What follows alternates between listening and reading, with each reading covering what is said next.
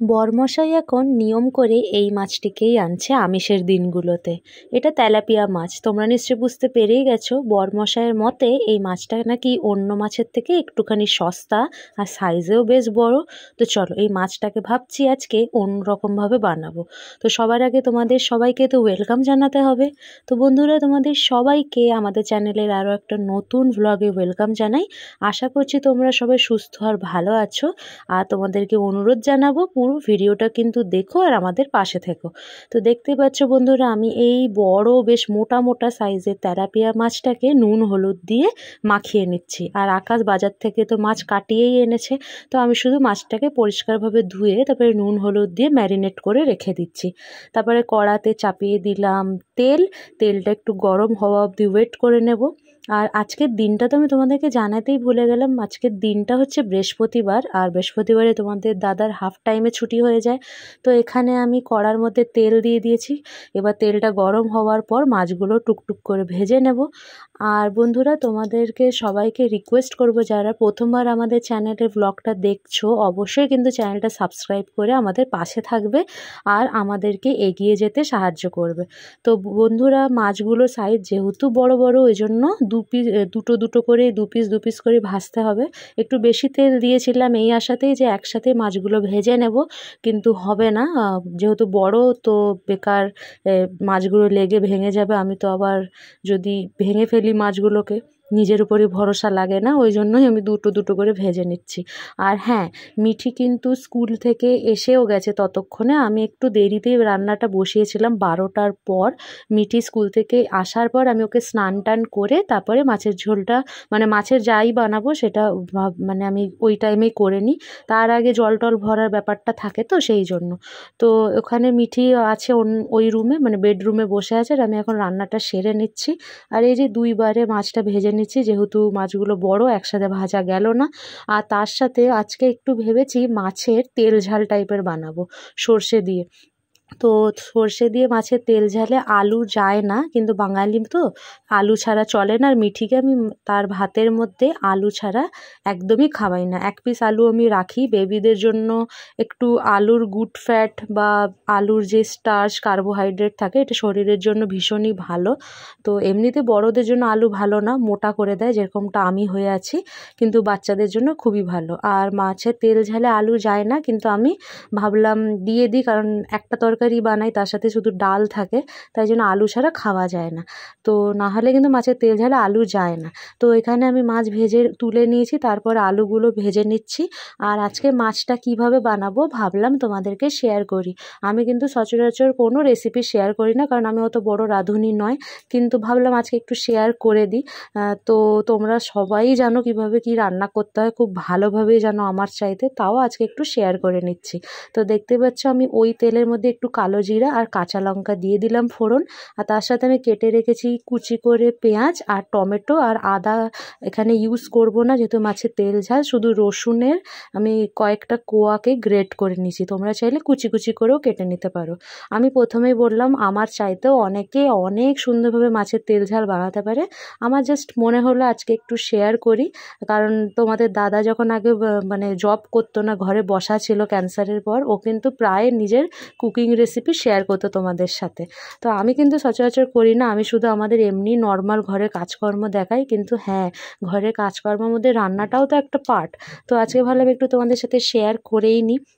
তো এখানে আমি রসুনগুলো দিয়ে দিলাম গরম তেলের মধ্যে।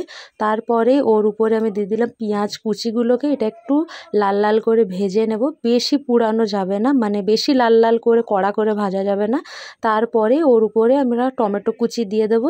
আর টমেটো কুচি দেওয়ার পরে একটু হালকা করে নুন দিয়ে দেবো।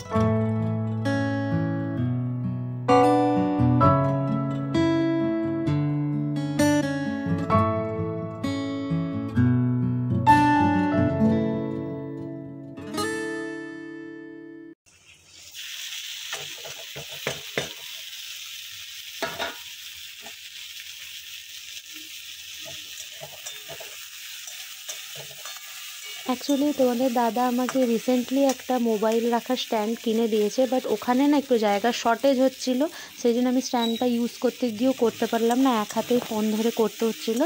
তাই জন্য আমি একটু বিচিত্রভাবে প্রথমে পেঁয়াজের টুকরোগুলো এক হাতে বারবার করে দিচ্ছিলাম, নাহলে থালা দিয়েও একেবারে ডিরেক্টলি কড়াইয়ে ঢালা যেত, কিন্তু হচ্ছিল না, যেহেতু আমার দু হাতেই বন্ধ ওইভাবে, মানে থালাটা ধরবো কীভাবে বা ফোনই বা ধরবো কীভাবে। তো তারপরে টমেটো দেওয়ার পরে একটু হলুদ গুঁড়ো আর একটু জিরা গুঁড়ো ধনে গুঁড়ো দিয়ে দিলাম, এটা আমি দিই, এবার আমি জানি না দেয় কি দেয় না, বাট আমি দিয়ে দিলাম এটাতে। তো এরপরে দেখতে পাচ্ছি সমস্ত মশলাগুলোর সাথে এই রসুন কুচি, পেঁয়াজ কুচি, টমেটো কুচি, তার সাথে কাঁচা লঙ্কা চিড়ে রাখা আর গ্রেট করে রাখা রসুন, তার উপরে লঙ্কা মানে হলুদ গুঁড়ো, লঙ্কা গুঁড়ো বলছি, আর জিরা গুঁড়ো ধনে গুঁড়ো একসাথে দিয়ে সমস্ত মশলাগুলো কষিয়ে নিচ্ছিলাম। এরপরে দেখো আমি এখানে একটা জিনিস করেছি যেটা তোমাদেরকে শেয়ার করতে চাই। সর্ষা, সাদা সর্ষা, কালো সর্ষা, নুন আর কাঁচা লঙ্কা দিয়ে বেটে রেখেছিলাম, তারপরে আমি এইভাবে ছাঁকনি দিয়ে ছেঁকে নিয়েছি। প্রতিদিন একঘেয়েমি আদা রসুন দিয়ে যে রসাটা করি তেলাপিয়া মাছে, সেটা না করে এবার একটু সর্ষা দিয়ে তেল ঝাল করতে চেয়েছিলাম। আর যেহেতু আমার ঘরে আছে একটা ছোট বাচ্চা, তোমাদের দাদার মতো একজন মানুষ আছে যার একটু অ্যাসিডিটির প্রবলেম থাকে, তো তাদের জন্য এটাই একটা ট্রিক্স যে সর্ষাকে বেটে তার খোসাগুলোকে সবসময় ছেঁকে নিলে অ্যাসিডিটি বা পেট ব্যথা, বদহজম কিছুই প্রবলেম হয় না। আর মিঠিকেও মানে আরামসে নির্দ্বিধায় খাওয়াতে পেরেছিলাম। আর মিঠি না সচরাচর সর্ষা দিয়ে আমি জিনিস খাওয়াই না, ওকে সবসময় আমি ধুয়ে, যদি আমি সর্ষা দিয়ে বানাই, আমি মাছটা তরকারি থেকে উঠিয়ে ওটাকে জল দিয়ে ধুয়ে শুধু মাছটা খাওয়িয়ে এসছে এতদিন, কিন্তু এইবারে ফার্স্ট টাইম ওকে ট্রাই করবো এই 5 বছর বয়সে যে মানে ডিরেক্টলি সর্ষার আইটেম। হ্যাঁ, এর আগেও ইলিশ মাছ খেয়েছিল, কিন্তু সেটাও গ্রেভি থেকে উঠিয়ে এরকম মানে গায়ে লেগে থাকে যে সর্ষার গ্রেভি, ওটা কখনোই মেখে ওকে খাওয়ানো হয় না। আর আমি যেরকমভাবে ওকে চালাই, মানে যেভাবে আমি ওকে খাবার অভ্যেস করেছি, আকাশও ঠিক সেইভাবে মেনটেন করে, আমাকে জিজ্ঞেস করেই। তো এর আগে তোমরা দেখেছিলে ইলিশ মাছটা তোমাদের দাদাই ওকে খাইয়েছিল, আমি বানিয়েছিলাম, বাট তোমাদের দাদা মেখে খাইয়ে দিয়েছিল, যেহেতু অনেক কাটার প্রবলেম থাকে। তো তখনও আকাশ জানতো যে আমি সর্ষা দেওয়া ওকে লাইক করি না গ্রেভি, তো ও জাস্ট ডাল দিয়ে আর মাছটা তুলে তরকারি থেকে খাইয়েছিল ইলিশ মাছটা। তো আমি না প্রথমে কাশ্মীরি মির্চটা দিতে ভুলে গেছিলাম কালারের জন্য, এটা দেখো পরে দিয়ে দিচ্ছি। আর এইভাবে যদি সর্ষাকে ছেঁকে মানে রান্না করা হয়, কষালেও সর্ষা একটু তিতা হবে না, যেটা কিনা মানে যদি খোসা সমেত যদি তোমরা দাও তো তিতা হয়ে যাবে, যে সমস্যাটা অনেকের হয়, আমার হয়ে তো যায়, কিন্তু এইবারে আমি এই ট্রিক্সটা যখন অ্যাপ্লাই করেছি একটুও তরকারি তিতা হয়নি। আর দেখো মাছটা এইভাবে একটুখানি কষানোর পরে মাছগুলো দিয়ে দিলাম, তার সাথে আমার এই যে অভিনব উপায়ে আলুগুলো, যেটা কিনা দেয়ই না তেল ঝালে, তো ব্যাস আর কিছুই না। এবারে উপর থেকে আরেকটু কনসিস্টেন্সির জন্য জলটা দিয়ে দিলাম, মানে ঝোলের জন্য, আর এরপর চাপা দিয়ে দিলাম।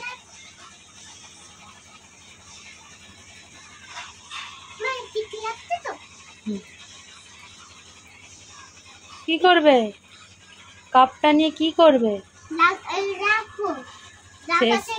সেই আগের মতো রাখার তো জায়গা নেই বাবা, এটা উল্টে রাখা আছে।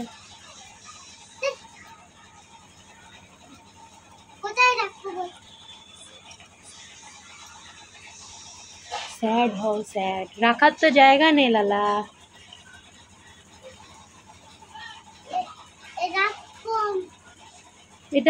এটা তো আর লাগানো নেই না, এটা উল্টে রাখা আছে জাস্ট। কি মা, থাক থাক, কি করব, ওটা আগে ওইখানে লাগানো ছিল না ওই কিচেনে, এখানে এমনি রাখা আছে, তুমি এমনি কোথাও রেখে দাও। হ্যাঁ, বাবার গামছাটা ব্যাড লাগছে, সরাও। হ্যাঁ, সরিয়ে দাও। হ্যাঁ, বিছানাটা কি সুন্দর অবস্থা, কে করেছে? আর্টিস্ট। আহ, মিঠে এখন বাসন ধোয়া কাজ করে এলো না, এই যে ডগ হাউস ধুলো, কাপটা ধুলো, এদিকে ডগ হাউসটা দেখা পরিষ্কার করে ধুয়েছে, আমি অবাক। এদিকে পুরো বাবার মতো কাজ, পরিষ্কার, পুরো নোংরা ধুলা হয়েছিল। Good good good.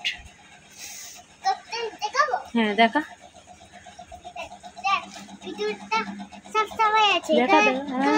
ভিতরটা দেখা। হ্যাঁ, বাহ, আমি ভাবছি ওই ইয়ার্কি মেরে ধুচ্ছে, কিন্তু পরিষ্কার ধুয়েছে।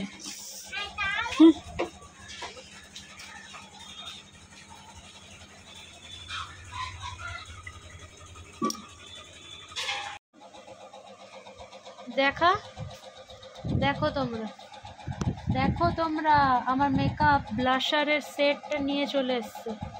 আরে কি হয় রে, ফোকাসই হয় না।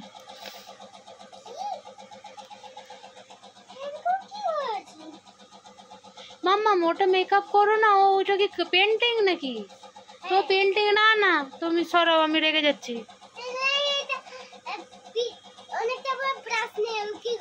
ওইগুলো কোথায়, যেটা সেদিনই কিনে দিলাম একটা কালার সেট, কই শেষ হয়ে গেছে?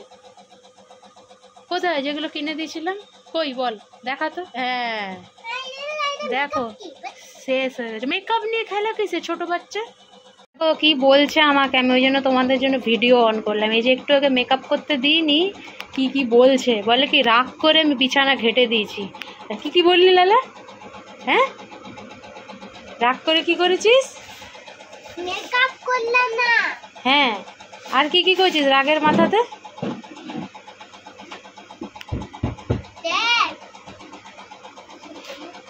কি করেছে সেটা বলছি, সবাইকে বুঝবে কি করেছো, একই লাগছে সব। ও বিছানার খেলনাগুলোকে ঘেটে দিয়েছে। আর কি কি কি বললো, আমাকে ধমকি দিচ্ছে কি আর করব না নাকি কাকে বলে দেবো, কি সব বলছে। মেকআপ করতে দিলে না, রাগ করে আমি আজকে ফেলেই দেবো, আমি রাগ করে। দাঁড়া এখনই চলে কি হবে ফেললে, এগুলোকে আমার তোরই কষ্ট, খেলনার জিনিস। কোথায় যাচ্ছিস ফেলতে? জল পড়ে আছে দেখে, ও কোথায় ফেলতে যাচ্ছে, ফেলতে যাক, আর আমি আমার মাছটাতে ধনেপাতা দিয়ে আসি। দেখে জল পড়ে আছে, কোথায় যাচ্ছে মিঠি আমাকে দেখাতে। বাবা চটি পড়ছে, কোথায় ফেলেছো যে এত দূর যেতে হবে? চপ্পল পর, চপ্পল পর। আচ্ছা চপ্পল পরছি।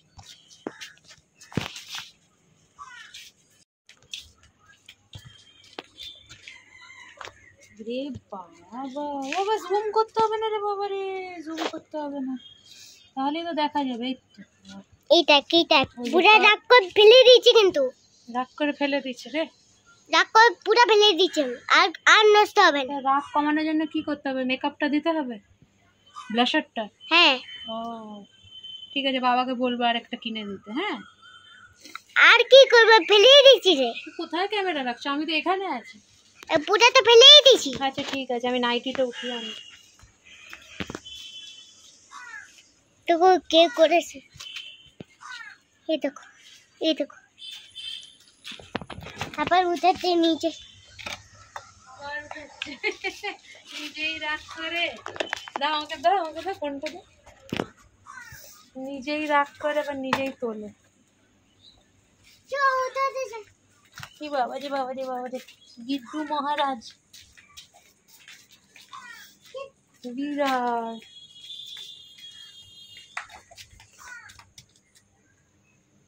ছি, হাত ধুবি।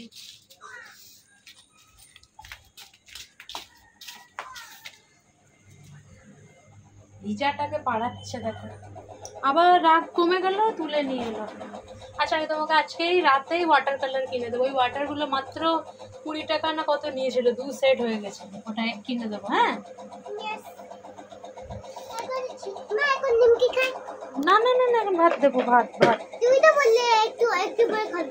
ওরে বাবা, ওটা লাঞ্চের পর, বিকেলে বিকেলে দেবো। হ্যাঁ অবশেষে মিঠির রাগ আমি ঠান্ডা করতে পেরেছি একটা উপায়। এই যে শুকনা হয়ে যাব ওয়াটার কালারগুলো, লাইট একটু জ্বালিয়ে দিই। হ্যাঁ এটার মধ্যে একটু জল মিশিয়ে ওটাকে আমি আবার পুনর্জীবিত করে দিয়েছি, তাই না? এরা মরে গেছিলো, এদেরকে বাঁচিয়েছি। তারপরে মিঠি সেটা দিয়ে ও ডগ হাউস পেন্টিং করছে। মানে মিঠির কি বোকা না কি গাধা, কেন কি এটাকে ক্লিন করলো, নিজেই নিজেই ক্লিন করলো ডগ হাউসটাকে, আবার ওটাকেই নোংরা করছে এখন। পেন্টিং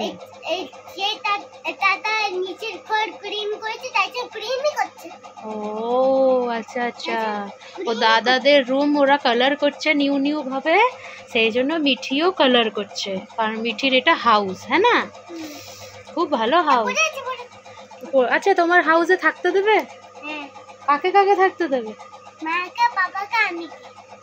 আলে বাবা, ঠিক আছে। চলো এবার আমরা লাঞ্চ করে নি। কি দেখো লাঞ্চের কথাতে কি দুঃখী হচ্ছে দেখো। আর যেদিন ফিশ হবে ওদিন তো দুঃখের শেষই থাকে না। ফিশ যেদিন হয় সেদিন দুঃখের শেষ থাকে না মিঠির। আর ওটা না পাশে যে চাদরটা ওটা ধোয়া ধোয়া চাদর, ওটাতে যেন কালার না লাগে, ঠিক আছে? হ্যাঁ অবশ্যই। হ্যাঁ পিঠটা ছিঁড়ে দিই আমি, আবার সেলাই করি, আবার ছিঁড়ি, আবার সেলাই করি না লালা। চলো চলো এবার। ওহো আমি তো ভুলে গেছি, আমি স্নানও করবো, স্নান করে খেতে দেবো। আর জানো তো আজকে মিঠিকে একটু ডাক্তারের কাছে নিয়ে যেতে হবে, তোমাদেরকে কিছুক্ষণ পর বলছি। মিঠি এখনই শুরু হয়ে গেল। আচ্ছা ঠিক আছে, মিঠি এখন শুরু হয়ে গেল, বলেই দিই মিঠির ভিতরে কি একটা হচ্ছে। এই যে দেখা যাচ্ছে কিনা জানি, দেখো হোয়াইট হোয়াইট বারবার হচ্ছে, দেখতে পাচ্ছ? ওইটা না একটা সারছে, আবার একটা হচ্ছে, আবার সারছে, আবার হচ্ছে ঠোঁটের ভিতরে ছালা। তো এইসব মুখের ছালা টালা না বড় ভয় লাগে, এটাকে আর ইগনোর করতে পারবো না। আকাশেরও করতাম, হ্যাঁ জিভের ঠিক আছে ছাড়, জিভে হয়, বাট এইটা না সারছে আবার পাশে হচ্ছে, আবার সারছে, এরকম ঠোঁটের পেছনে।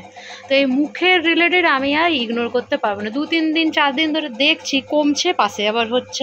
তো ভিটামিনের কমির জন্য হচ্ছে, বুঝতে পারছি, আবার ডাক্তার দেখিয়ে নিই। তো রাতেবেলা অ্যাপয়েন্টমেন্ট আছে, নিয়ে যাব। তো বন্ধুরা এটাই ছিল ফাইনাল রেজাল্ট আমার তেলাপিয়া মাছের তেল ঝালের। আর বন্ধুরা আমি ব্লগটা বেশি বড় করছি না, বৃহস্পতিবারের ব্লগ, অনেক কিছু দেখানোর আছে, কিন্তু ব্লগটা হয়ে যাবে অনেক বড় আর তোমরা দেখবেও না। তো নেক্সট পার্টে আমি এই বৃহস্পতিবারের ব্লগটাকে কন্টিনিউ করব। যদি ভালো লেগে থাকে লাইক দিয়ে দিও, আর নেক্সট পার্টে অবশ্যই জানাবো মিঠিকে ডাক্তার দেখে কি বলল। তো অবশ্যই তোমরা কিন্তু নেক্সট ব্লগটাও দেখো, আর নতুন হলে চ্যানেলটা সাবস্ক্রাইব করতে ভুলো না। সবাই নিজের খেয়াল রেখো। দেখা হচ্ছে খুব তাড়াতাড়ি এই বৃহস্পতিবারের ব্লগটা কন্টিনিউ করার জন্য।